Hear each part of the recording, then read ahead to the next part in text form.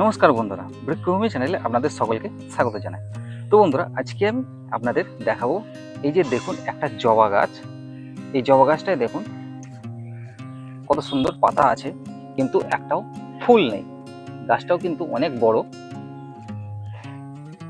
তো এর কারণটা কি, সেটাই আজকে আমি এই ভিডিওতে দেখাবো।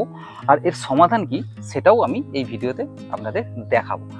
তো চলুন বন্ধুরা, দেখে নেওয়া যাক। আর ভিডিওটি প্রথম থেকে শেষ পর্যন্ত দেখবেন। ভিডিওটি ভালো লাগলে ভিডিওটিতে একটি লাইক করে দেবেন।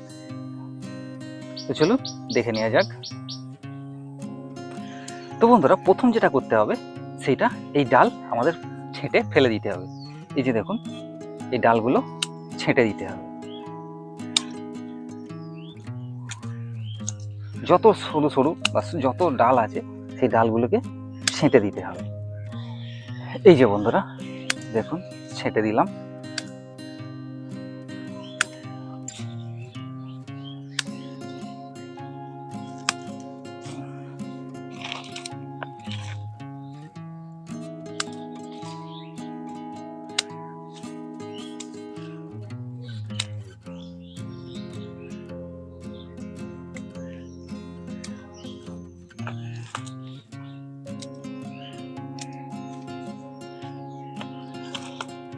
দেখুন বন্ধুরা, সমস্ত ডাল কিন্তু ছেঁটে দিলাম। এই যে বন্ধুরা দেখুন, সমস্ত ডাল ছেঁটে বাদ দিয়ে দিলাম।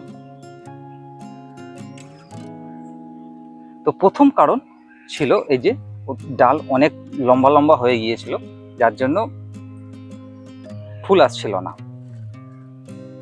দ্বিতীয় কারণ, এই টবের মধ্যে শিকড়ে ভর্তি হয়ে গেছে, যার কারণে আপনি যদি এর উপরে সার দেন তাহলে এই গাছ কিন্তু পুরোপুরি সেই সার নিতে পারবে না, বা যে সারের যে পুষ্টিটা সেই পুষ্টিটা পুরোপুরি নিতে পারবে না। তার কারণে কি হবে, এই গাছে আর ফুল আসবে না। হয়তো অনেকদিন পর ফুল এলেও সেই ফুল কিন্তু থাকবে না, পুরি ঝরে যাবে। তো এবার এই শিকড় আমাদের ছাঁটাই করতে হবে। তো চলুন দেখে নেওয়া যাক। তো বন্ধুরা দেখুন, এই শিকড় ছাঁটাই করার জন্য আমি একটা বস্তা বিছিয়ে নিয়েছি, যাতে ছাদটা নোংরা না হয়ে যায়। তো দেখুন বন্ধুরা, টবটা ভেঙে গেল, টবটা নষ্ট হয়ে গেছে।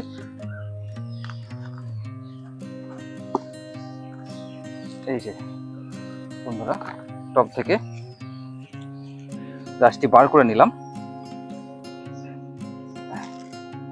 কি অবস্থা দেখুন। তো এই অবস্থায় এই গাছে সার যতই দিন না কেন, সার কিন্তু ঠিকঠাক জায়গায় পৌঁছাবে না। তো তার জন্য এই শিকড় ছাঁটাইও কিন্তু প্রয়োজন সময়ে সময়ে। শিকড় ও ডাল যদি সময়ে সময়ে আমরা ছাঁটেন তাহলে কিন্তু এই জবা গাছে প্রচুর পরিমাণে ফুল আসবে। এর আগেও আমি দেখিয়েছি।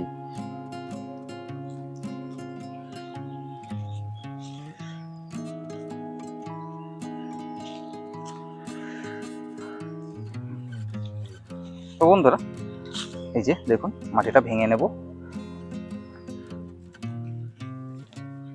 দেখুন, যত ভাঙছি ততই কিন্তু শিকড়, শুধু শিকড় বেরোচ্ছে।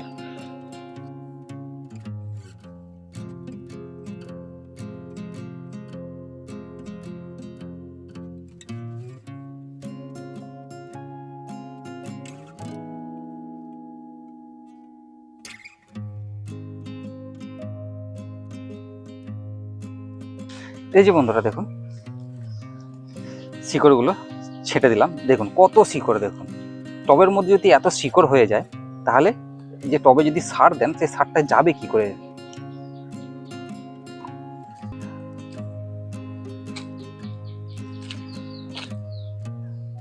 দেখুন বন্ধুরা, তো এবার এই দেখুন এটা হয়ে গেল। তো এবার এই মাটি থেকে এই মাটিটাই আমি দ্বিতীয়বার ব্যবহার করব, কেননা এখন বর্ষার সময় শুকনো মাটি পাওয়া যাবে না। দেখুন, এই বর্ষার সময়তে ওই মাটিটা দেখুন পুরো পুরো ঝরঝরে হয়ে আছে। তার মানে বুঝতেই পারছেন যে এই শিকড় টবের মধ্যে ভর্তি হয়ে গেলে কতটা বিপজ্জনক হতে পারে গাছের জন্য। তো দেখুন বন্ধুরা, এই টব, প্লাস্টিকেরই টব, আমি অন্য একটা টব ব্যবহার করছি। তা এই টবের নিচে প্রথমে ড্রেনেজ সিস্টেমের জন্য বালি দিয়ে দেবো। এই যে বন্ধুরা বালি দিয়ে দেব। দেওয়ার পরে এই যে দেখুন এই মাটিটায় গোবর সার আর দোকান থেকে কেনা জৈব সার দুটো একসঙ্গে মিশিয়ে রেখেছিলাম, সেটা আমি দিয়ে দেব। দিয়ে মাটির সঙ্গে ভালোভাবে মিক্স করে নেব।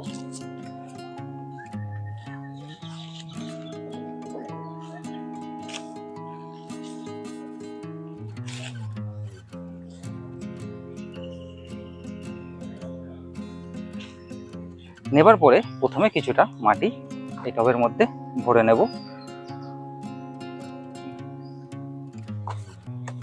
এই যে দেখুন, নেবার পরে এই গাছটিকে ভালো করে সেট করে লাগিয়ে দেব। দেওয়ার পর আবার মাটি দিয়ে টবটিকে ভর্তি করে দেব।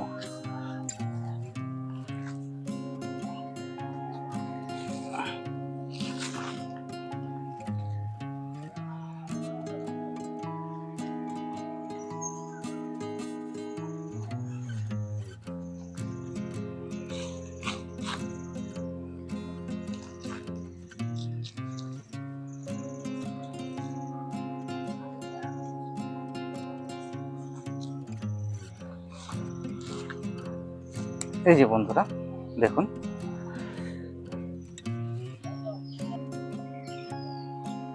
দেখুন বন্ধুরা জবা গাছ লাগানো রেডি হয়ে গেল।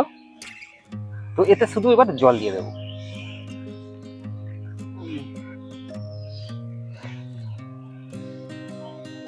এই যে বন্ধুরা জল দেওয়া হয়ে গেল।